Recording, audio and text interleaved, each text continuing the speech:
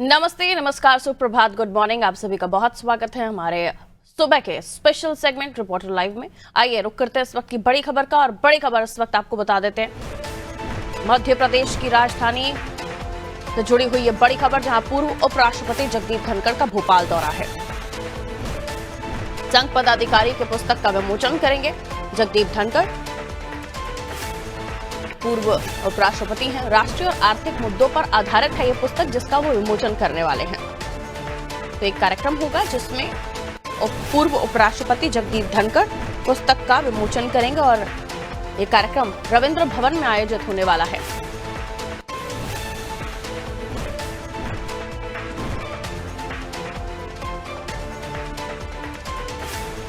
तो जगदीप धनखड़ का दौरा है राजधानी भोपाल में। रविंद्र भवन में कार्यक्रम पुस्तक विमोचन का एक कार्यक्रम होगा। संघ पदाधिकारी की पुस्तक का विमोचन करेंगे उपराष्ट्रपति जगदीप धनखड़।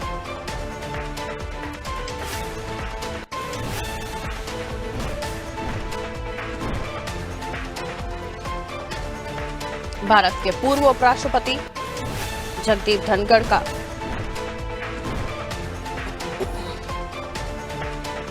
भोपाल दौरा है।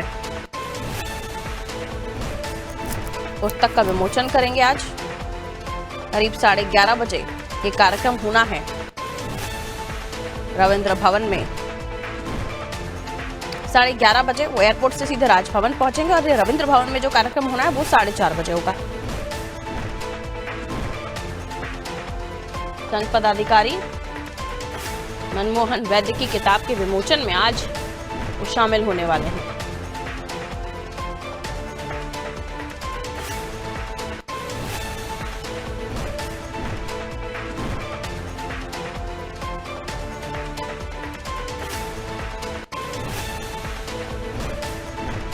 तो इस्तीफा देने के बाद उपराष्ट्रपति के शपथ ग्रहण में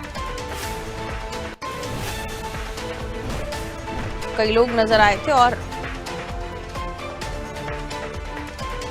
यहां बताया जा रहा है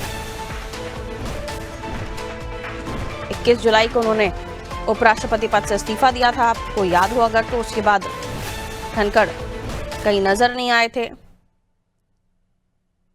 12 सितंबर ये वो तारीख थी जब उपराष्ट्रपति सीपी राधाकृष्णन के शपथ ग्रहण में जरूर जगदीप धनखड़ शामिल हुए थे।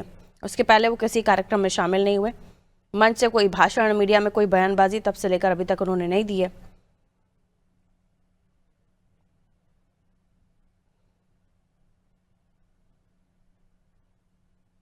तो आज जो कार्यक्रम है ये भी महत्वपूर्ण है, क्योंकि आज संघ पदाधिकारी के पुस्तक विमोचन कार्यक्रम में उनकी मौजूदगी रहने वाली है। रविंद्र भवन में राष्ट्रीय स्वयंसेवक संघ के अखिल भारतीय कार्यकारिणी सदस्य मनमोहन वैद्य की किताब है हम और ये विश्व, जिसका विमोचन आज वो करने वाले हैं। और इस कार्यक्रम में मुख्य वक्ता के रूप में पूर्व उपराष्ट्रपति जगदीप धनखड़ संबोधित करने वाले हैं। कई सारे लोगों की मौजूदगी भी होगी इस कार्यक्रम में, जहां उपराष्ट्रपति जगदीप धनखड़ आएंगे। तो रविंद्र भवन में एक कार्यक्रम है, 11:30 बजे वो राजभवन पहुंचेंगे। उसके बाद 4:30 बजे ये कार्यक्रम प्रस्तावित है।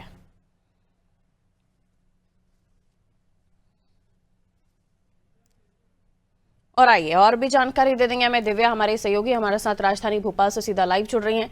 दिव्या, आज पूर्व उपराष्ट्रपति जगदीप धनखड़ आने वाले हैं। बताया जा रहा है संघ पदाधिकारी के पुस्तक विमोचन कार्यक्रम में उनकी मौजूदगी रहने वाली है। विमोचन करेंगे वो पुस्तक का, और पुस्तक भी कुछ खास होगी। क्या कुछ ये कार्यक्रम होने वाला है? कौन कौन शामिल हो रहा है?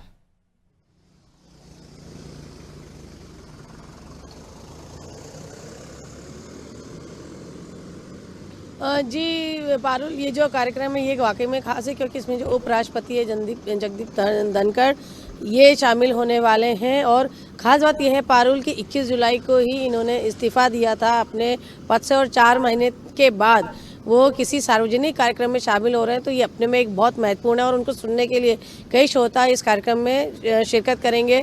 और मैं आपको इसमें बताना चाहूँगी कि जो पीठाधीश्वर वृंदावन के पीठाधीश्वर हैं वो भी इस कार्यक्रम में शामिल होंगे, और वो भी आप संबोधन करेंगे इस जो कार्यक्रम है, जो पुस्तक विमोचन है इसका।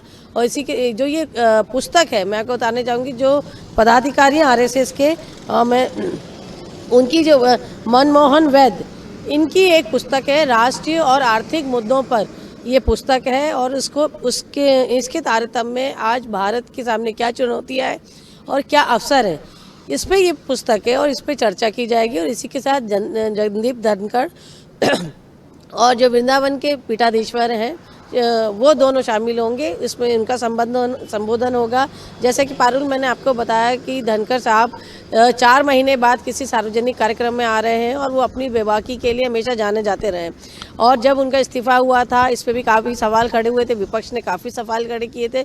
हालांकि उन्होंने जो उपराष्ट्रपति हैं, पूर्व उपराष्ट्रपति धनखड़ साहब, इन्होंने ये कहा था कि वो स्वास्थ्य कारणों से जो है ये इस्तीफा दे रहे हैं। और वो अपनी बेबाकी के इतना मशहूर थे पारुल की, जो केंद्रीय मंत्री शिवराज सिंह, उनको लेके एक उन्होंने विवादास्पद टिप्पणी कर दी थी कि उन्होंने किसानों के साथ अपने वादों को पूरा क्यों नहीं किया। तो लगातार कभी ना कभी ऐसी टिप्पणी वो करते रहे। हालांकि विपक्ष का हमेशा कहना था कि जब धनखड़ जी कुर्सी पर रहे, पद पर रहे, तब उन्होंने विपक्ष को बहुत समर्थन नहीं किया कभी। और इसलिए तो विपक्ष को इतना साथ नहीं दिया। लेकिन जिस तरह से उनकी विदाई हुई थी वो थोड़ी सुखद नहीं थी। इसको लेके काफ़ी सारी बातें उठी थी। लेकिन अब 4 महीने तक वो जो धनखड़ जी हैं, अपने इस्तीफे के बाद 4 महीने तक किसी सार्वजनिक कार्यक्रम में नहीं दिखे।